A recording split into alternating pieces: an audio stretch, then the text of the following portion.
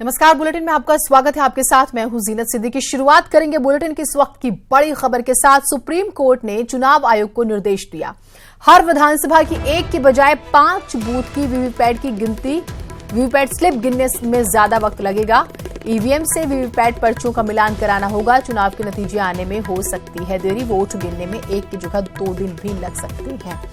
पहले से इसकी मांग उठ भी रही थी और अब एक बूथ की जगह 5 बूथ के जो वीवीपैट हैं उनके स्लिप्स गिनने की जो बात आ रही है और मैच होना चाहिए, और ये निर्देश दिया गया है।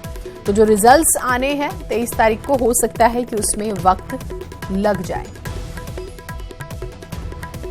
बड़ी खबर है ये, और चुनाव आयोग खैर इस पर क्या स्टेप उठाता है वो देखना होगा। हालांकि निर्देश सुप्रीम कोर्ट ने दिए हैं। सुशील पांडे हमारे साथ, हमारे सहयोगी जुड़े हुए हैं। सुशील, इस पूरी खबर को समझाइएगा और इसके क्या मायने हैं कि एक की जगह 5 बूथ की जो स्लिप्स हैं उसको मैच किया जाए। जी देखिए जीनत, साफ तौर से जो 21 विपक्षी पार्टियां थी वो सभी पार्टियां कह रही थी कि सभी वीवीपैट, सभी बूथों पर जो वीवीपैट पर्चियों का मिलान का जो नियम है वो 50% कर दिया जाए। यानी कि जो चुनाव आयोग पहले वीवीपैट से पर्चियों का मिलान करता था वो किसी भी एक बूथ पर औचक निरीक्षण करके उस वीवीपैट से पर्चियों का मिलान करता था, ये नियम था। लेकिन अब फिलहाल सुप्रीम कोर्ट ने जो आदेश दिया है उस आदेश के मुताबिक हर एक विधानसभा में 5 बूथों पर वीवीपैट पर्चियों का मिलान किया जाएगा। अब इससे आप समझ सकती हैं कि पहले जो चुनाव आयोग करता था, यानी कि अभी तक का जो चुनाव आयोग वीवीपैट से पर्चियों का मिलान करता था, उसकी संख्या लगभग 4125 होती थी। लेकिन सुप्रीम कोर्ट के इस आदेश के बाद ये बढ़कर 20,625 ईवीएम और वीवीपैट का मिलान होगा। यानी कि अब चुनाव आयोग को अपने कर्मचारियों को भी बढ़ाना पड़ेगा, और जो संख्या थी वीवीपैट से पर्चियों के मिलान की वो फिलहाल 1 से 5 कर दिया गया है। यानी कि किसी भी विधानसभा में कोई भी 5 बूथ पर चुनाव आयोग को अब वीवीपैट से पर्चियों का मिलान करना होगा। ये एक अहम आदेश है। हालांकि अब इस पूरे मामले में जो संख्या है वो ये है कि जो चुनाव कर्मचारी हैं वो बढ़ेंगे।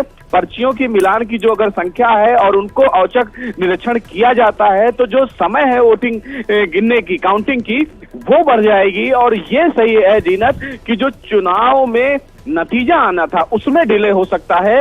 ये फिलहाल इस पूरे मामले में चुनाव आयोग ने सुप्रीम कोर्ट में बताया है।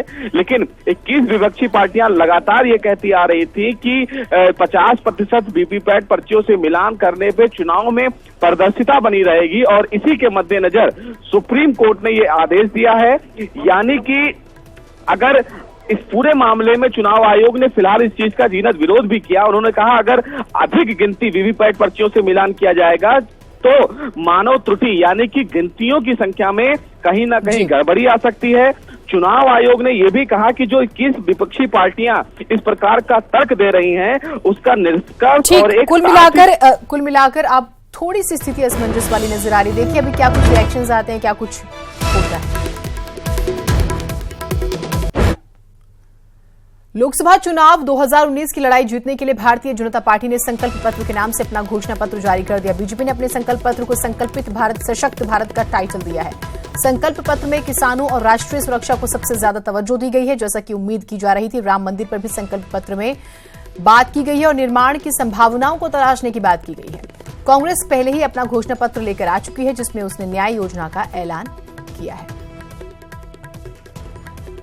तो 10 महत्वपूर्ण बिंदु आपको बताते हैं। राम मंदिर को लेकर लोगों को उम्मीद थी, लेकिन राम मंदिर निर्माण की संभावनाओं को तलाशने की बात हुई है। क्योंकि मामला कोर्ट में है तो कानून के दायरे में रहा ही जाएगा। जेएनके से विशेष राज्य का दर्जा खत्म करेंगे, एक देश एक चुनाव की कोशिश करेंगे, सिटीजनशिप बिल पास कराएंगे, भारत में अवैध घुसपैठ पूरी तरह से रोकेंगे, आतंकवाद के खिलाफ जीरो टॉलरेंस पॉलिसी रहेगी, किसान क्रेडिट कार्ड पर 5 साल ब्याज नहीं, सभी किसानों को सालाना 6,000 रुपए देंगे, किसानों छोटे दुकानदारों को 7 साल के बाद पेंशन मिलेगी, कृषि क्षेत्र में 25 लाख करोड़ का निवेश करेंगे।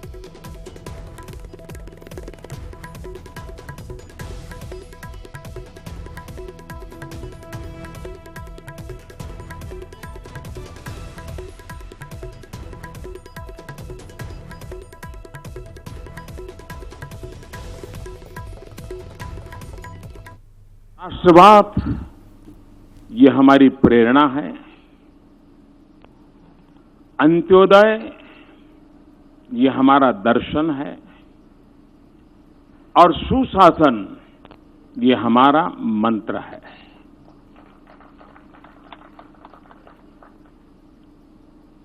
इस पूरी रचना जो है उसमें एक आमतौर पर ये मैनिफेस्टो 2024 के लिए है, लेकिन देश की जनता हमारा हिसाब ढंग से मांग सके, इसलिए पहली बार हमने साहस किया है कि इंटरिम भी हमारा हिसाब लिया जाए, और वो है 2022 आजादी के 75 साल होंगे, तब तक हमने देश के महापुरुषों ने जिन सपनों को लेकर के आजादी का जंग किया था, आजादी के लिए बलिदान दिए थे, जब आजादी के 75 साल होंगे तब हम उनके सपनों का भारत समर्पित करने की दिशा में कुछ अहम काम कर लें, पूरा कर लें।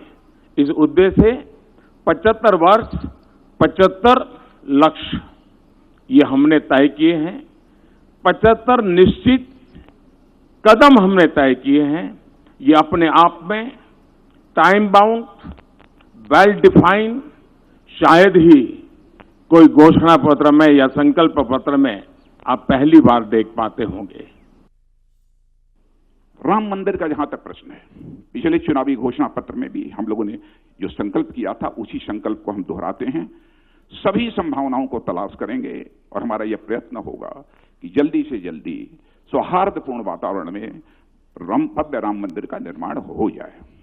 हमारे प्रधानमंत्री जी ने शासन की बागडोर संभालते ही कहा था कि हम 2022 आते आते किसानों की आमदनी 2 गुना करेंगे।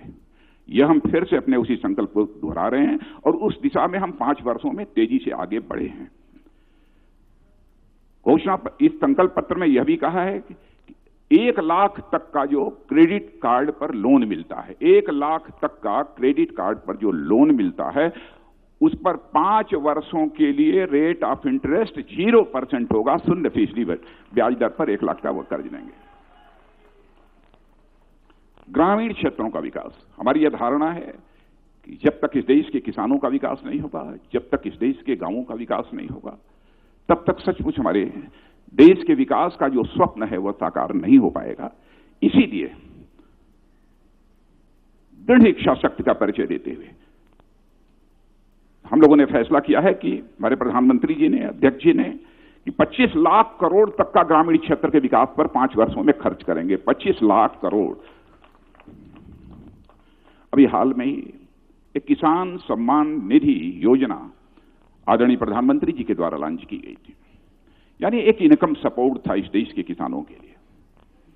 6,000 रुपया प्रति वर्ष जिनके पास 2 हेक्टेयर से कम की जमीन है उनको दिया जाएगा। पहली किस्त जा चुकी है, दूसरी किस्त जाने वाली है। लेकिन मैं यहां प्रशंसा करना चाहता हूं प्रधानमंत्री जी की संवेदनशीलता को। जब इनके साथ इस संकल्प पत्र को तैयार करने के लिए बैठे थे तो उन्होंने ये कहा, प्रधानमंत्री जी ने, कि मुझे कुछ अजीबोगरीब लगता है कि हम कोई भी लाभ यदि देना है तो केवल कुछ ही लोगों तक हम क्यों सीमित रखना चाहते हैं। 2 हेक्टेयर तक का ही किसान नहीं बल्कि जो भी किसान होगा उस सभी किसानों को हम यह इनकम सपोर्ट 6,000 रुपये का देंगे। यह जो है उन्होंने कहा और उसको हम लोगों ने अपने संकल्प पत्र में शामिल किया। सभी किसानों को यह किसान सम्मान निधि का लाभ मिलेगा। बड़ी बात यह भी हम लोगों ने फैसला किया है, आजाद भारत के इतिहास में शायद किसी ने सोचा नहीं होगा, स्मॉल और मार्जिनल फार्मर्स, छोटे और सीमांत किसानों को पेंशन की सुविधा भी देंगे। 60 वर्ष के बाद पेंशन की सुविधा भी देंगे। आतंकवाद का जहां तक प्रश्न है उसके प्रति हमारी 0 टॉलरेंस की पॉलिसी थी, है, और जब तक आतंकवाद समाप्त नहीं होगा तब तक हमारी यह 0 टॉलरेंस की पॉलिसी आतंकवाद के प्रति रहेगी। यूनिफॉर्म सिविल कोड, इसके प्रति, इसको लागू करने के प्रति हमारी प्रतिबद्धता थी, है, इस काम को करेंगे। भारत में होने वाले 2014 से 2019 की यात्रा जब कभी भी भारत के डेवलपमेंट का, भारत के विकास का और भारत की दुनिया में साख बढ़ने का इतिहास लिखा जाएगा। ये 5 साल सुवर्ण अक्षरों से अंकित करने पड़ेंगे। इस प्रकार से कार्यकाल को हम समाप्त कर कर आज देश की जनता के सामने फिर से जा रहे हैं। इस 5 साल में मोदी जी के नेतृत्व में एक निर्णायक सरकार देने का काम भारतीय जनता पार्टी ने किया है। ये 5 साल के अंदर 50 करोड़ गरीबों के जीवन स्तर को सच अर्थ में उठाने के लिए एक भगीरथ सफल प्रयास मोदी जी के नेतृत्व में हुआ है।